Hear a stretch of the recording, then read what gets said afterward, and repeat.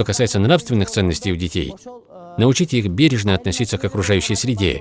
Старайтесь брать их с собой, работать в огороде. Если есть возможность, заведите домашних животных, кошек, кур, овец и так далее. И нужно научить их ухаживать за ними. Если вы живете на квартире, на летних каникулах отправляйте детей в деревни и селы, чтобы они пасли коров, овец, так как пребывание и контакт с природой несет в себе огромное воспитательное значение. Посланник Аллаха, алейхиссаляту вассалям, сказал: «Не было ни одного Божьего посланника, который не пас овец. И тот, кто умеет пасти овец, сможет управлять людьми, потому как люди подобны овцам. Если в стаде самец пойдет в другую сторону, все остальные овцы пойдут за ним. Также и люди, из чего следует, чтобы управлять людьми, необходимо знать, как управлять над стадом овец. И вторая мудрость сказанных слов – это то, что характер овец передается человеку.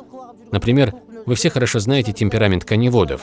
Они очень вспыльчивые, а овцеводы спокойные. Также и люди, которые занимаются коровами, имеют отличительный характер. Овцеводство – это сунна.